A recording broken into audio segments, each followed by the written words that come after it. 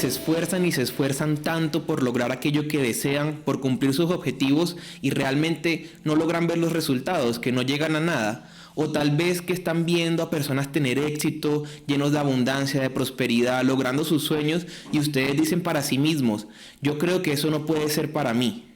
Bienvenidos a nuestro tercer episodio de Grandemente Podcast. Grandemente es un podcast que ha sido creado para todos aquellos que están mamados de estar repitiendo las mismas situaciones una y otra vez. O aquellos que quieran transformar su vida. Humberto Montes, Angie Corso y Daniel Montes conversamos contigo en este podcast. El día de hoy hablaremos acerca del merecimiento y yo creo que a nuestra audiencia le encantaría saber su punto de vista con respecto a esto. ¿Qué cosas nos evita a nosotros poder lograr eso que queremos o sentirnos que podemos ser capaces de obtener eso que deseamos? O sea, que somos capaces de merecer esa vida linda que todos deseamos. Entonces, yo quisiera saber qué opinan ustedes con respecto a eso. A ver, Angie, dale tú primero, mamá. Bueno, mira que el tema del merecimiento es muy interesante y además tiene muchas aristas. Yo veo dos muy claras. Una que tiene que ver con lo cultural, incluso con lo religioso. Y otra área que tiene que ver con la autovaloración. Entonces, esta primera área que les menciono, que tiene que ver con lo cultural y las creencias religiosas, me llega la idea del merecimiento o la falta de merecimiento cuando nos han enseñado que para lograr las cosas necesitamos mucho sacrificio o demasiado esfuerzo, o si no lo haces bien o si no eres bueno no lo vas a lograr, o solo el que llega al cielo es aquel que se ha esforzado muchísimo. Entonces, cuando yo quiero o llega a mi vida, esta vida que tú mencionabas, por otros medios, vamos a decir otros medios con relación al distinto a lo que ha sido el sufrimiento, ¿no? O el sacrificio, no otros medios que son ilegítimos. Allí comenzamos a sentir, no, yo no me merezco esto, que me llegue esto a mí, no me parece, porque yo no me lo he ganado, porque no lo he sudado con mi frente, como hemos escuchado muchas creencias. Por allí comienza esa falta de merecimiento. Si yo no lo lucho, yo no me lo merezco. Sí. Eso por allí. Y por otro lado, el tema de la autovaloración, que también me parece un tema bastante profundo y tiene que ver con esta historia que nos acompaña a cada uno, estas verbalizaciones que escuchamos, o si fuimos criticados, si fuimos señalados, si fuimos juzgados. Incluso yo he escuchado verbalizaciones de algunos padres con relación a los niños que le dicen, pero es que tú eres un bueno para nada, así no se hacen las cosas, o ¿cuándo tú vas a lograr eso? Eso no es para ti, esta vida no es para ti. Un niño que crezca alrededor de estas verbalizaciones va a ser un adulto que no se crea merecedor de todo lo que la vida en abundancia tiene para nosotros. Entonces allí veo yo esas dos vertientes o esas dos formas de llegar a la falta del merecimiento. Bueno, vamos a profundizar en la cultural, que esta es bien importante. Yo aprendí desde mi cultura, soy colombiano y crecí en una cultura obrera, una cultura de gente de escasos recursos. Todo mi entorno familiar inmediato era de escasos recursos y una de las cosas que observaba era que las posibilidades que nosotros teníamos acerca de la vida estaban limitadas con respecto a otras personas, es decir, a nosotros no se nos enseñó a soñar en grande. Yo recuerdo claramente cuando estaba pequeño las conversaciones de mamá y ella decía algo así como que una amiga mía logró algo maravilloso y eso algo maravilloso que ella logró era ser secretaria de alguien, ¿sí? Es decir, estaba el límite. Claro, ese era como el tope, ¿no? No, es grandioso porque ella es secretaria. Y esto lo recordé claramente porque hace poco estuve en mi pueblo, en Tuluá, y entonces caminaba por las calles allá con mi hija Laura y caminábamos y observaba a las personas, traía recuerdos y no era... Ese sueño no era, no, él puede ser ingeniero, como otro nivel más allá, ¿no? O él no puede ser, él puede ser el doctor, no, simplemente lo más alto que puedes lograr es ser el empleado de tal lugar, de tal tienda. Entonces, a nivel cultural, el arraigo de las creencias sociales a las que tú perteneces va a determinar mucho lo que en el inconsciente tú puedes esperar merecer de la vida. Por ejemplo, hay una cultura y es una cultura malandra, la cultura de los delincuentes. En las barriadas, en los lugares donde habitan personas que tienen su asiento allí, son delincuentes, esa cultura, los niños de esa cultura ven a esas personas como los modelos como lo a seguir. más grande. Claro, entonces como la aspiración más grande. poco a poco se van dando cuenta que ellos logran cosas y haciendo lo que hacen y se dan cuenta que esa es una identidad cultural. Muchas de las generaciones de delincuentes son niños que solamente han visto eso como un modelo de referencia. Entonces, obviamente, el factor de merecimiento está ligado y está determinado a eso que ellos ven. Por eso es muy fácil ver como, por ejemplo, familias de gente próspera que tienen antecedentes de sus abuelos, de sus tatarabuelos. Para ellos es más fácil mantener un estándar, un estatus de prosperidad en virtud de que ya tienen un camino recorrido. Claro, hay una predisposición mental también para eso en función de las conversaciones que se han generado a lo largo de nuestra historia, que es interesante revisarla, además de lo que hemos visto, porque sabemos que a través del ejemplo nosotros podemos construir un espacio para nuestra vida distinto. Sí, hay una cosa que le aprendí al gran maestro Miguel Ángel Cornejo. Cornejo lanzó una teoría que para mí es muy, muy poderosa, y esa es la teoría del 90-10. ¿Qué quiere decir esto? Que el 90% del precio que pagó mi papá al ser un obrero, al salir de donde salió y lograr lo que él logró, es el punto de partida que tengo yo hoy para avanzar en mi vida. O sea, tú tienes un 90% ya recorrido. Claro, que fue el precio que él pagó. Que es lo mismo contigo. Al ser tú mi hijo, el 90% de lo que yo he pagado es el 10% a través del cual tú vas a partir para hacer Claro. tu recorrido en la vida. Entonces, para ti merecer, a lo mejor la mejor forma de honrar a papá y a mamá es mirarlos hacia atrás y verlos como ese ser increíble, valioso, pero hacerlo mejor que ellos. Porque el tema del merecimiento es que cuando nosotros tenemos heridas emocionales, que este ya es el otro factor, ya no vamos al factor emocional, vamos directamente al factor emocional, es cuando tú estás en el proceso de abrirte paso en el mundo, lo normal y lo natural que va a suceder es que tú vas a llegar hasta el límite de lo que tus papás lograron, porque por lealtad inconsciente nosotros vamos a hacer lo que ellos hicieron de forma automática. Esto no es consciente, esto es completamente inconsciente. Entonces, ¿qué quiere decir esto? Que tú vas a repetir de forma automática lo que papá y mamá lograron. Por eso es muy, muy importante que dentro del contexto de lo familiar nosotros nos desarraiguemos por una temporada del seno materno. ¿Por qué? Porque cuando tú te desarraigas y sales a vivir el mundo por ti mismo, el mundo comienza a educarte. El mundo comienza a mostrarte sus patrones y entonces ya los límites no están determinados por mamá y papá, por la cultura familiar a la que perteneces. ¿Sí? Que esto yo veo, por ejemplo, familias que son muy amalgamadas, y esto culturalmente lo vi mucho en Venezuela, también se ve aquí. Mi papá lo llegó a decir alguna vez: no, es que en el tercer piso de la casa yo voy a construir un apartamento para que tú vivas con tu familia. Y yo, ¿qué? No, mi mamá fue la que pegó el grito en el cielo. Mamá, ¿qué? ¿Cómo se te ocurre eso? Porque la visión de, no, cuando mi hijo venga fracasado de Venezuela, yo le voy a dar cobijo aquí en la casa y lo voy a seguir protegiendo como el papá protector y proveedor que soy. Claro, eso es desde el amor, por supuesto. Claro, esa es una intención completamente amorosa. Gracias a Dios mi mamá tenía una posición diferente y mamá le hizo entender: no, mi amor, nuestro hijo va a triunfar y nuestro hijo no va a venir a la casa sino de paseo para que disfrutemos juntos de esta casa de 3 pisos. Sí, sí hizo el tercer piso. Claro, le hizo su tercer piso. Finalmente. Sí, finalmente hizo su tercer piso a su gusto, y efectivamente esa es la realidad. Cuando vamos a la casa y disfrutamos del tercer piso de la casa, pero no para vivir allí, sino para visitarlos, compartir con ellos. Entonces, claro, y es muy lindo eso, pero a la vez te limita de cierta manera a ti, porque ¿qué pasa si tú hubieras comprado esa idea de mi abuelo en ese caso? pues obviamente, por eso digo que es tan importante que nosotros nos desarraiguemos del seno familiar.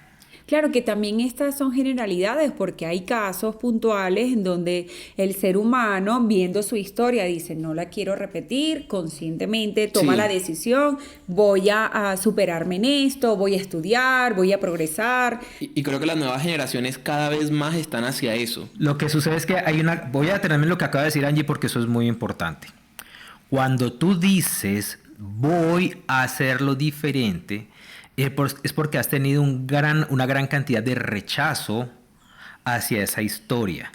Pero por lo general, ese rechazo solamente se da por grandes heridas, por dramas, por conflictos muy profundos. Entonces, claro, tú quieres salir de ese conflicto. Claro, por tú ver quieres el dolor de lo que viven nuestros padres en ese caso. en la relación de la familia. Pero ¿qué sucede tradicionalmente? Que somos muy tibios en el contexto, o sea, no somos la gente súper exitosa o súper feliz, pero tampoco somos la gente autodestructiva que se está matando entre ellos mismos. Claro. Entonces, al ser tibios, nosotros lo que hacemos es que nos adaptamos como la Y estar rana, cómodos. como la rana que me echan en el agua fría y la van hirviendo poco a poco, cuando menos piensa ya está muerta porque no se ha dado cuenta, ¿me entiende? Entonces, nos adaptamos tanto al medio ambiente al que nosotros pertenecemos que no tenemos ni siquiera el valor de rechazarlo o la necesidad de rechazarlo porque es cómodo vivir en ese medio ambiente tibio. Porque es lo que conocemos Sí. y es como hablábamos en el primer episodio del autosaboteo. Es esa predisposición mental que está allí oculta, que es una fuerza que te lleva hacia atrás y tú dices, pero no sé por qué, no sé qué hago allí. Entonces es interesante poder mirar ese sistema familiar y revisar cuáles son las creencias de mi familia con relación a la prosperidad, al dinero, a la abundancia, al salir de aquí, a progresar, a prosperar, a merecer. ¿Qué es eso que pasa en ese círculo que hace que yo todavía estoy donde estoy y Sí. no tengo los resultados que me gustaría tener? Hay dos casos específicos que vi esta semana en terapia y es el tema de cuando tú creces en una familia con varios hermanos. O sea, cómo vas moldeando tu identidad en ese caso. Entonces, hay un caso en el que tú eres el hermano mayor. Entonces, por ser el hermano mayor, tal vez te tocó vivir lo más difícil. En el caso de que de los padres, cuando te tuvieron a ti por primera vez, apenas estaban luchando, estaban construyendo algo. Ya viene el segundo y el tercer hermano, y ya tus padres están un poco más establecidos, tienen más alcance económico. Y en ese caso, tú como hermano mayor, te toca a ti vivir como que lo duro. Y ver que a tus hermanos sí le dieron cosas que a ti no. Entonces, el inconsciente lo que va a procesar en ese momento es, los demás sí merecen y yo no. Entonces, los demás sí pueden recibir y yo no. Entonces, poco a poco tú vas creciendo y entonces empiezas a adoptar una identidad que es del tipo, yo quiero ayudar a los demás y que los demás estén bien y me dejo a mí de último. Entonces, el merecimiento en ti va en función de que los demás tengan y tú no.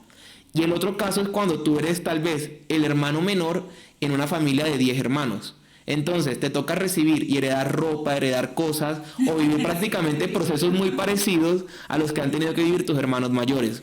Y en ese sentido tú te das cuenta como que no, a mí me toca lo peor.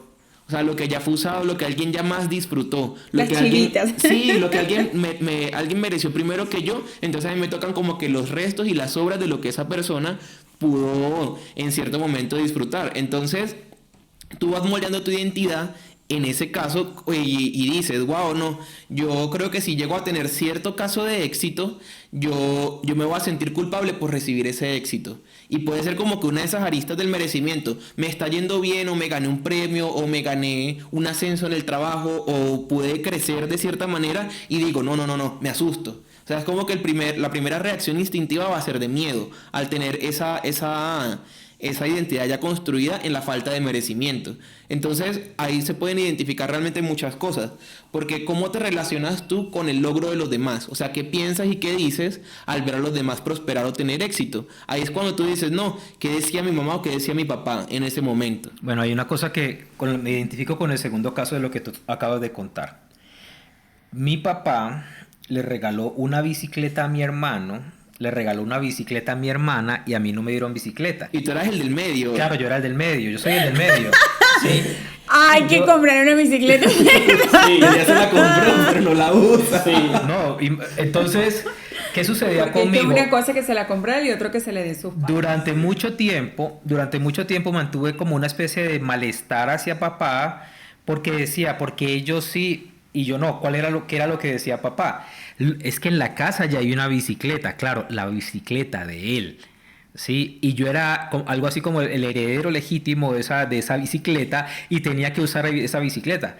¿Qué sucedía en mi mente de niño? Yo me sentía avergonzado porque esa era ese tipo de bicicletas que usaban los señores mayores. No era la bicicleta de carreras, no era la bicicleta de hacer cross, no, era la bicicleta de viejo, de anciano. Claro. Entonces, Y para tu papá era algo muy lindo darte esa no, bicicleta. claro, a ti. para él era Además que era un natural legado. porque para él, él nunca me la regaló, jamás me la regaló, sino ahí está, úsala. Sí. Ah, pero ¿por qué mi mamá puede tener una bicicleta? Mi mamá tenía también su bicicleta, que también la usaba yo. ¿Por qué mi hermana tiene su propia bicicleta, una bicicleta negra? Pues porque mi hermano tiene su bicicleta de carreras, sí, y yo no. Entonces, claro, dentro de ese contexto fue muy bonito. Porque esa es una de las cosas que inconscientemente a mí me impulsó a no tener esa lealtad hacia ellos. O sea, fue una ventaja. Claro, es el regalo, Sí. el regalo. Y yo eso lo desbloqueé el día en que yo te compré a ti tu bicicleta. Sí, yo tenía como 12 años. Sí, yo te compré a ti y te compré la mejor bicicleta que pude comprar, una bicicleta todoterreno, ¿sí? Sí, Que esa fue en ese momento cuando yo estaba pequeño esas bicicletas no existían. Pero yo desbloqueé eso, ¿no? Pero cuando yo reflexiono acerca de mi historia, acerca de lo que significó para mí no tener la bicicleta, me doy cuenta es el no tener esa lealtad, el no tener ese arraigo es lo que a mí en un momento me llevó a tomar una decisión. Cuando papá sentado en la cama me decía, hijo, no te vayas, juntos vamos a salir de esto, la primera vez que quedamos en la quiebra. Y él llorando me decía, hijo, no te vayas. Y agarró y me regaló una plata y me dijo, bueno, te doy esto para que puedas sobrevivir, para que te vaya bien cuando me fui para Venezuela. Y eso fue lo que, todo ese montón de cosas me dieron a mí el valor de decirle, no papi, yo tengo que irme, yo tengo que buscar hacer algo con mi vida porque yo sé que aquí no voy a salir, estando al lado tuyo, estando haciendo esto. Yo no pertenezco a lo que tú haces. Entonces, ese dolor que también me significó el dolor, por ejemplo, de dejarte a ti de año y medio. Yo recuerdo claramente la noche antes de irme, cómo tú estabas jugando adentro de la maleta y te tomé una foto. Y tú jugabas dentro. Sí. Momento. Sí, momento de llanto. Cry del podcast. Que comente el que lloró. Sí. No, yo lloré 3 meses. Yo lloré 3 meses y lloraba por ti sin parar. 3 meses lloraba.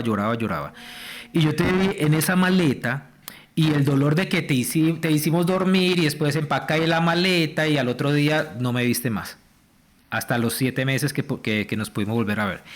El caso es que nosotros mantenemos unas lealtades inconscientes muy arraigadas hacia nuestro núcleo familiar, porque de alguna forma, y ojo con esto, que esto es muy importante, nosotros inconscientemente, desde nuestra figura de niño, nos hacemos responsables de la infelicidad o de la felicidad de papá o de mamá. Claro. Y pretendemos de alguna forma que a través del proceso de ser como somos, vamos a mitigar su infelicidad. Por eso cuando en la consulta yo me encuentro con frecuencia personas con la herida de que papá y mamá se divorciaron, con la herida de que papá abandonó a mamá, y la persona comienza a adoptar la cultura y la conducta de mamá. La adopta, me comporto como mamá, veo los ojos, el mundo a través de los ojos. ¿Por qué? Porque a través del comportamiento que estoy teniendo yo pretendo mitigar su dolor emocional.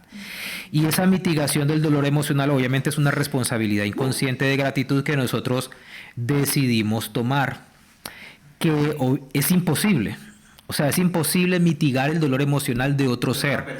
No se puede. Entonces, gran parte del merecimiento está determinado porque yo no voy a soltar mi núcleo, porque me siento responsable de protegerlos, de cuidarlos y de hacer de que ellos tengan la paz a través de mi propio sufrimiento que se parece al de ellos. Sí, es como decirle, aquí estoy viviendo algo parecido a lo que tú estás viviendo y te entiendo. O sea, es como esa empatía, de cierta manera.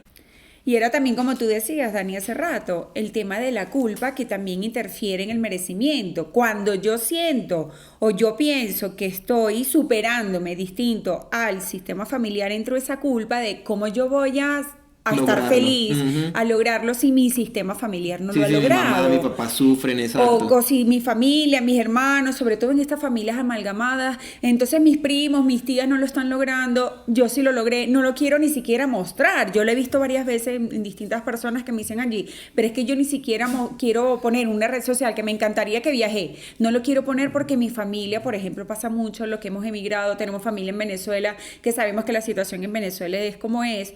Dice, en Venezuela están pasándolo así, ¿y yo cómo voy a poner esto? O peor, la gente que se siente con el derecho de criticarte porque tú sí lo estás logrando y te lo escriben, porque pones eso y en Venezuela la estamos pasando tan mal. Entonces ahí vemos cómo el merecimiento está en cada área de nuestra vida y cómo nosotros podemos hacer la misma interferencia en cuanto a no reconocer que el esfuerzo, no visto desde el sacrificio, sino desde la disciplina, desde el compromiso, desde la pasión por lo que hace, puede darte el fruto de lograr esa vida que tú quieres lograr. Y eso que estás compartiendo para mí es muy importante porque culturalmente aquí en Colombia eso es muy muy fuerte. La sublimación de la pobreza como una virtud. Sí, como lo mejor, como Sí, un sí, sí, valor. sí, sí. Y yo a veces leo el Twitter de gente que comenta ciertas cosas y observo cómo la gente comenta acerca de que, no, lo que pasa es que tú naciste en cuna de... O sea, se critica a la gente que vive en prosperidad como si eso fuese algo negativo, y eso es algo que hay que desmontar. La pobreza no es ninguna virtud. La mejor virtud de la pobreza, como lo escribí en mi libro El triunfo del salir alma de ella. hace 10 años, es dejar de ser pobre. Sí, ya anoche me decían y que si tú naces pobre no es tu culpa, no es tu responsabilidad. Ojo, eso se puede debatir, pero si tú mueres pobre, sí. Claro que sí. El tema es que nosotros, y yo siento que este es un primer paso, la pobreza no es ninguna virtud. La pobreza es no un enemigo a vencer, es una experiencia de la cual aprender que nosotros debemos abrazar. Sí, es una prueba a superar. Sí, sí, sí, totalmente. Entonces hay que desmontar algunas formas de ver desde el punto de vista religioso. Es que si tú eres rico, no vas a entrar al reino de los cielos porque más fácil entra el que sufrió. No, entra un camello por el ojo de una aguja que un rico entrar al reino de los cielos, ¿cierto? Y cuando se hace referencia a esa metáfora bíblica, no está hablando de la gente que tiene plata, no, está hablando de la gente que tiene un ego tan grande que aunque esté pasando la peor dificultad, alguien le presenta la respuesta en la cara y no la ve. Eso se llama, es a esa riqueza de la que se está refiriendo. No al tener, no a la persona que tiene dinero, no a la persona que tiene lujos, no. Los lujos y el dinero son una bendición, porque no hay nada más lujoso y nada más suntuoso que este planeta Tierra. No lo hay. No lo hay. Tú puedes estar, como cuando estuvimos en París el año pasado, y nos fuimos para el Museo del Louvre, y estábamos allí en el Salón de Napoleón. O sea, la cantidad de obras de arte en las paredes que valen millones de dólares, la cantidad de joyas, el piso decorado, el techo decorado, todo aquello suntuoso. El planeta Tierra es miles de veces más suntuoso que ese lugar, que ese salón de Napoleón en el museo. ¿Por qué? Porque el planeta lo tiene todo, nos lo da todo. Entonces, ¿por qué carajos tú vas a pensar que la pobreza es algo digno, que es algo sublime? No, señor, la pobreza es una aberración y es algo que nosotros necesitamos. Y por eso nosotros hacemos este podcast, porque por eso yo le he regalado mi segundo libro a miles de personas, porque mi deseo es que la gente despierte y deje de ver la pobreza como una virtud. No hay nada bueno en la pobreza. Si hay algo estresante en la vida es saber que le debes a alguien. No si hay puedo algo pagar. estresante en la vida es ver como me pasó a mí, no tener con qué darles un techo digno a mis hijos en un momento determinado porque estaba en un país comunista y porque me echaban de un lugar a otro. O sea, eso no es nada bonito, no es nada bello. No es nada bonito saber que tienes que montarte con un muchachito que solamente quiere estar cargado encima tuyo, después con otra muchachita y montarte en el metro de Caracas, andar con un coche, andar con el mercado, porque no tienes con qué pagar un taxi para cruzar la ciudad de lado a lado. Lo bonito es salir de eso. Claro, lo hermoso es salir de ese estado. ¿Sí? Pero para eso hay que pagar el precio del ego. Allí es a lo que se hace referencia la cita bíblica. Esa riqueza es la riqueza del ego que te hace decir, no, es que los ricos, los pobres somos mejores. No, señor. Ahí no está la verdadera dignidad. No. La dignidad que considero que es lo que hay que recuperar para poder recuperar el merecimiento, está en esa maduración del ser, en donde tú dices, yo soy capaz de pararme en mis propios pies, de comprometerme, sobre todo esa palabra que es tan importante, el compromiso, con eso que yo quiero alcanzar. Por supuesto, hay personas que como le hemos comentado, tienen un ground, una historia más adversa. Una maleta que está llevando encima. Claro, que puede interferir en que esto sea más o menos complejo, más no significa que no seas capaz, desde este compromiso, de superarlo. Sí, y yo quiero hacer énfasis en esto, porque nos tocamos un poco el tema de la dignidad. La dignidad no está en el que tienes o no tienes, ¿no? La dignidad está en vivir desde los valores. Si tú eres una persona honesta, disciplinada, si tú eres una persona leal, si tú eres una persona visionaria, eso ya te hace ser un ser íntegro. ¿Por qué? Porque estás viviendo desde los valores de nuestra sociedad, de nuestra cultura, de nuestras leyes, y estás integrándote a una sociedad, pero no te estás victimizando. Claro. ¿Sí? Una cosa es, por ejemplo, decir, bueno, no tengo nada el día de hoy, no he logrado nada, pero yo sé que con mi esfuerzo lo voy a lograr. A decir, no, yo no tengo nada porque es culpa del gobierno, no tengo nada porque es culpa del clima. Porque nací así, porque eso fue lo que me tocó, y bueno, sí. O porque alguien más se robó el dinero. O porque no, es que los corruptos nos tienen a todos mal, y entonces yo sigo quejándome en mi pobreza porque la culpa es de los demás. Allí, justo en ese punto es donde no podemos estar y habitar. ¿Por qué? Porque ese es el punto de arrogancia más grande, porque no estás aceptando que tu vida está en tus manos y que tú tienes el poder de transformarla. Y yo creo que aquí viene el puente de esa falta de merecimiento que surge desde lo cultural, desde lo religioso, este sistema familiar, a la falta de merecimiento que surge de la autovaloración o la falta de ella. Sí, porque sí, es como un síntoma, ¿verdad? Sí. Y el tamaño de nuestros sueños es directamente proporcional a qué tanto creemos en nosotros mismos. Si tu sueño es tener entonces una bicicleta, eso dice mucho de qué tan capaz te crees a ti mismo de lograr cosas en la vida, ¿sí? Y ojo, no se trata del tener, se trata es que lo que tienes habla mucho de la autoimagen y de cómo te percibes a ti mismo. Y esto es grandioso. Es grandioso, ¿por qué? Porque esto yo lo veo todos los días. Y yo recuerdo muy bien un ejemplo con Daniel, porque cuando hace varios años ya, yo decía, bueno, voy a cambiar este carrito y voy a comprarme otro carro. Y entonces yo le decía a Daniel, no, ayúdame a buscar un carro chino, un carro de esos sencillos, un carro que... Este carro chino me lleva al mismo lado que otro carro. Y Daniel, no. Y Daniel por allá fue y vio un carro. Y Daniel se enamoró de ese carro y yo, papi, pero ese carro es muy lujoso, ese carro es muy suntuoso. Y no, vamos a verlo. Y fuimos a verlo y yo me siento en ese carro y dije, ¿será? O sea, me empezó a gustar. Y cuando le preguntó el precio al señor, era exactamente la cantidad de plata que yo había destinado para comprar el carro. Y dije, lo compré. Y con ese carro me recorrí toda Venezuela. Cuando Venezuela colapsó, que suspendieron vuelos, me tocó recorrerme Venezuela y jamás ese carro me falló. Jamás. Sí, nunca. Yo sé que el carro chino me hubiese dejado tirado varias veces a pesar de que estuviera nuevo. ¿Sí? Pero el tema de los carros chinos es que eso se convirtió en una mafia y lo compraban solamente los que tenían contactos con el gobierno. Mira, y tú estás contando eso y se me viene Aurora a la mente, ¿no? Y yo la veo y esto es como para que tengamos una idea de cómo se puede sentir el merecimiento, porque tú dices, me senté en ese carro y fue como, ¿será? Esa duda aparece. Y yo veo a Aurora que está llena de mimos, de atenciones, que está llena de amor, que todo lo que quiere, que nosotros todos corremos a suplirle a ella lo que ella nos pida o no nos pida, porque ella simplemente está existiendo y está siendo feliz y todos nosotros le damos todo ese amor del mundo. Y yo me pongo en la mentecita de Aurora y Aurora no creo que se cuestione, ¿será que yo me merezco que me amen tanto? No, no, pero es que Daniel viene a darme un beso. ¿Me mereceré yo este beso? ¿Será que me merezco que mis padres me estén dando esta atención, esta comidita, que me la sirvan y me sirvan todos estos detalles? Yo me pongo en esa cabecita y me doy cuenta que así se debe sentir el merecimiento. Es algo que realmente es automático o que tendría que ser así, automático, que lo primero que surge de nosotros es... sí, es mío, es para mí. Sí, exacto. ¿Y por qué no? ¿Y por qué no me merezco este carro? ¿Por qué no me merezco esta vida? ¿O por qué no me merezco esta relación relación amorosa? ¿Por qué no me merezco que alguien llegue y quiera atenderme o quiera hacerme un detalle? ¿Por qué surge ese... No, la duda. esto me parece mucho. A mí me ha pasado, a mí me encanta mucho consentir y sobre todo cuando tengo la posibilidad. Y me ha pasado con algunas amigas que me dicen, Angie, gracias, pero no. O sea, gracias, muy lindo, pero no.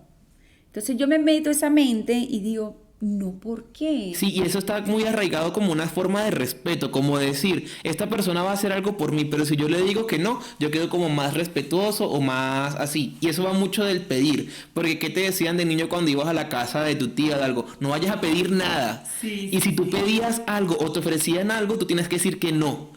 Y si decías que sí, había un problema cuando llegabas a la casa. Ese es un temazo. Ese es el Sí, ese es un tema. temazo. Mira, a mí me dicen, y pilas con esto.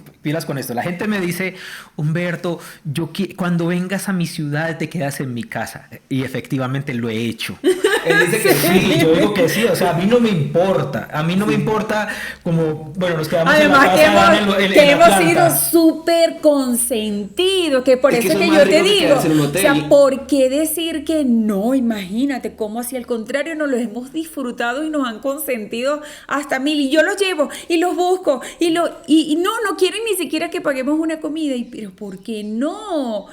Claro que Entonces, sí. vamos a tocar este tema que es fundamental. Yo siento que en el merecer está la capacidad que tú tengas de pedir y la capacidad que tú tengas de recibir. De recibir, Si tú no total. desarrollas esas dos cosas, No llegas a ningún lado. llegas. O sea, entonces, ¿cómo estás? ¿Qué te provoca? ¿Sí? Y tú no sabes, tú dices, no sé, ay, no sé. Sí. ¿Por qué no sabes? Por Dios. Pero es que eso sabes me da que una también- rabia. No, o sea, si te digo, ¿qué quieres? Dime. ¿Qué Pero es que quieres? sabes también, Dani, que tiene mucho que ver y por eso es que la autovaloración impacta de forma positiva o negativa ¿En tus resultados? Claro, en cuanto al merecimiento. También pasa mucho y esto también es cultural, cuando te dicen, ay, qué bella estás hoy, ay, no, imagínate si hasta tengo estos granos en la cara. No, Y que si no es te que están estoy viendo los granos. gordísima. Pero ¿por qué no lo puedes recibir? Porque es un espejo de cómo tú te ves, eso que tú decías de la autoimagen, cómo tú te ves, cómo tú te valoras, la opinión que tienes de ti misma y esa identidad que hemos nombrado que has construido en función de la comparación que has tenido con otros. Porque claro, si yo veo a mi alrededor y veo otro, no se ve mejor, es más próspero. Y así, en función de lo que veo afuera, construyo mi identidad. Sí. No voy a recibir cuando otro tenga un detalle para mí y eso habla de tu merecimiento. Sí. Y esto hay que tenerlo muy en cuenta porque si yo no me autovaloro, y no quiero decir que si yo no me amo, otro no me va a amar, eso también es cuestionable, porque por ejemplo yo veo a mis hijos, si en algún momento ustedes no se han amado, nosotros los amamos igualito. Exacto. O sea, eso no va a cambiar. Sí, entonces, siempre van a tener amor de alguna parte, siempre y si van no, a hasta tener, de Dios. Claro, siempre va a haber alguien que los ame más que ustedes mismos, yo sé que eso es así. Ahora bien, no te vas a dar cuenta, eso sí lo creo yo. Si tú no te valoras, no te vas a dar cuenta de esa valoración que viene de afuera, no lo vas a saber recibir. Y eso tiene que ver con cómo te ves, qué opinas de ti mismo, cómo has construido tu identidad en función de lo que hay externo, qué tanto porcentaje de importancia le pones al qué dirán, al qué van a pensar de mí. Todo eso son factores que interfieren en los resultados que tienen en la vida, porque la vida, el resultado, está directamente relacionado con qué tanto crees que te lo mereces o no. Y qué tanto tú te conviertes en el principal estorbo de tu merecimiento. O sea, y esto lo voy a repetir para resumir tus palabras. Todo, absolutamente todo lo que te pasa, lo que te falta, lo que tienes, lo que vas a lograr y lo que lograste en el pasado, es el resultado directo de la estructura de pensamiento que tenés en tu cabeza. Si tú tienes en tu cabeza una estructura de pensamiento llena de límites de no merecimiento, por supuesto, eso es lo que la vida te va a dar. Sí. Entonces, ¿quién es el que tiene que cambiar? El personaje que está viviendo la vida. Yo todo el tiempo estoy en eso. Yo no me siento satisfecho con lo que he logrado hasta ahora. Me siento un bebé, me siento que estoy apenas emergiendo, comenzando, y siento que tengo un universo gigantesco de cosas por lograr. Entonces, y no porque sea desagradecido, no, yo valoro la vida que tengo, la amo, la disfruto, y me he creado una estructura de vida para disfrutarlo, pero no me voy a quedar allí. ¿Por qué? Porque yo no puedo ser víctima de la ley de la entropía. Es decir, y se los voy a decir, la vida está diseñada para que nosotros crezcamos. No es permitido en este planeta Tierra conformarte y quedarte estático en el lugar en el que estás. No, es obligatorio crecer, ir por más, subir de escalón, es obligatorio, porque ahí el segundo principio de la termodinámica, la segunda ley de la termodinámica se llama la entropía. La entropía es lo que hace que las cosas colapsen cuando no se le está prestando atención. Entonces, cuando no se les presta atención, una casa se cae cuando no habita nadie en ella, ¿sí? Tú ves que el campo crece, todo se maleza, y hay cosas que se van deteriorando si alguien no está y les presta atención. Entonces, si tú en tu vida no tienes la visión de crecer, lo que vas a hacer es colapsar. Alguien me decía, Humberto, es que no puedo ir a tu conferencia porque soy pensionada. Ajá, ¿y qué? ¿Estás enferma? ¿No tienes piernas? ¿No hay aviones en tu ciudad? ¿No hay carros en tu ciudad? No me digas esa mentira. Tú no quieres ir a no puedes ir a mi conferencia porque no tienes plata, no porque estés pensionada. Y no tienes plata, ¿por qué? Porque te conformaste con ser pensionada. Entonces, ¿qué hizo el comunismo? ¡Bum! Está arrasando con tus ingresos, está arrasando con tu vida. Esa es la entropía. El comunismo es entropía, por ejemplo. Te autodestruye, te destruye, te absorbe la inflación, por ejemplo. La inflación es otra manifestación de la entropía. Por eso es que la inflación no es negativa. La inflación es positiva porque nos obliga a movernos, nos obliga a ser creativos, nos obliga a ir a otro ámbito. O sea, la vida, sus exigencias, lo único que nos está diciendo es muévete. Crezca. Muévete, que tú no eres un árbol. Claro, sí. Que ese esfuerzo, como lo mencioné anteriormente, venga del compromiso. Sí, de saber qué quieres. Claro, y es obligatorio para crecer, para prosperar, para tener esta vida que nos gustaría tener, comprometernos con eso. Comprometernos y hacernos responsables de que eso aparezca, de que eso suceda. No es que, ay, Dios mío, mira, yo trabajo todo el día, pero no eres productivo. Son dos cosas distintas. Es decir, comprométete.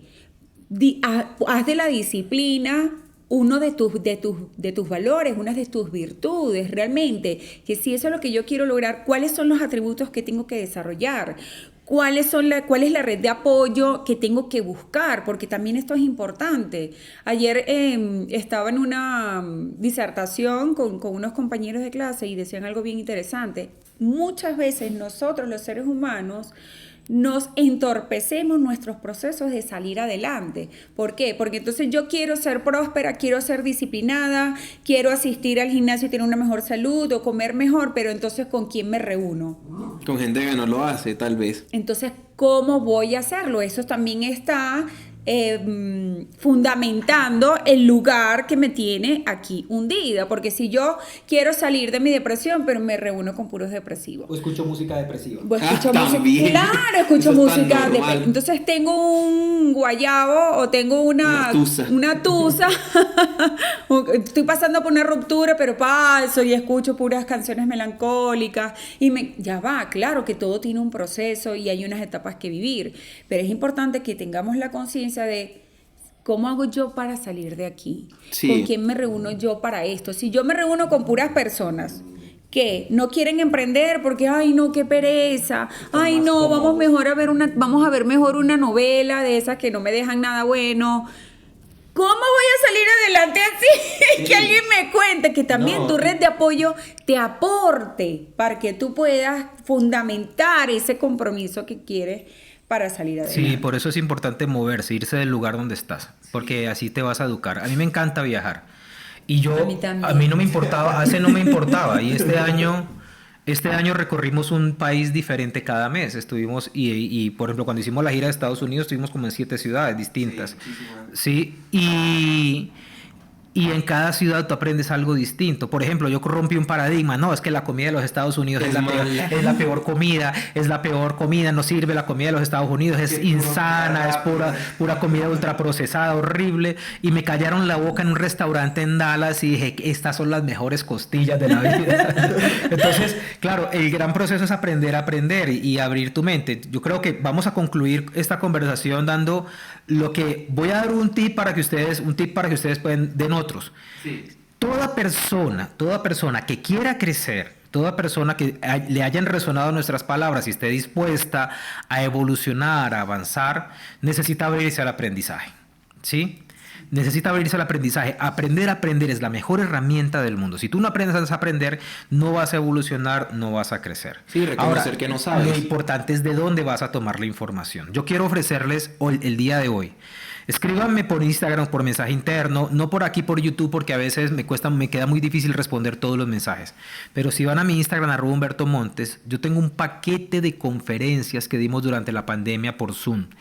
Y ese paquete de conferencias está espectacular, tiene todos los temas, trabajamos los miedos, trabajamos cómo desarrollar el amor, la pareja, cómo mejorar las relaciones de pareja, cómo desarrollar la paz interior, los 10 claves del éxito. Son diferentes conferencias que tienen una información valiosísima y literalmente esas conferencias las doy a un precio de regalo, para que nadie no tenga la excusa, ay, es que yo no lo puedo comprar, es muy costoso. No, son casi que regaladas, Entonces, escríbanme por mensaje interno, porque están online, ustedes las pueden ver, yo les doy acceso ilimitado para que las vean todas las veces que quieran, las pueden repetir, pueden estudiarlas, porque información se las estamos ofreciendo, no solamente aquí en el podcast, sino esta información privilegiada que muchas personas obtuvieron durante la pandemia y que fue una bendición para todos. Sí, entonces, aprender a aprender. Sí, yo tengo 2 tips. El primero es con el tema que conversamos al principio, que era que hay una lealtad referente a los padres en las cuales nosotros no merecemos. Entonces, las personas que tal vez están haciendo el honor a sus padres, yo les puedo decir hoy que la mejor manera realmente de tú honrar a tu papá y a tu mamá es tener éxito. O sea, es lograr esos sueños de ir para allá. Y el segundo tema, pero eso es súper importante, lo acabo de decir muy rápido como si no significara nada, pero si tú no tienes éxito y tú mueres sin cumplir tus sueños, prácticamente ten en mente que le fallaste a tus padres, le fallaste a la sociedad, te fallaste a ti mismo, que es más importante. Entonces, tienes que ir por eso que deseas. No hay ninguna excusa válida que te permita a ti. Porque hay personas discapacitadas con que les faltan piernas, que les faltan brazos y están teniendo éxito. Entonces, tú que estás en tu casa con acceso a internet, con la comodidad que te puede dar tu hogar en la que puedes estar escuchando este podcast, no puedes tener ni una sola excusa para no lograr lo que deseas. Y lo otro es que si el día de mañana tú vas a salir de tu casa y tú no tienes en mente qué es lo que quieres lograr o qué es lo que quieres hacer con tu vida, no salgas, quédate y ya. Planifica primero qué es lo que tú quieres lograr, porque entonces vas a llegar a ese restaurante y te van a preguntar qué quieres comer y vas a decir, no sé. Y ese no sé no es válido. Ese no se puede decir. Si te dices no sé, pellízcate, date una cachetada, porque realmente tú no puedes estar respondiendo más no sé en tu vida. Tú solamente puedes decir no sé para decir yo solo sé que no sé nada y estoy dispuesto a aprender. Ahí nada más es válido. Pero cuando te van a decir ¿qué quieres? Si llega Dios del cielo y se baja en este momento, ¿qué quieres? ¿En qué casa quieres vivir? ¿Qué carro quieres? Y tú le vas a decir no sé, Dios, dime tú. Dios no va a saber. No, mira, en ese puente vas a quedar muy bien. Sí. Y tienes tus 2 piernas para que te desplaces. Sí.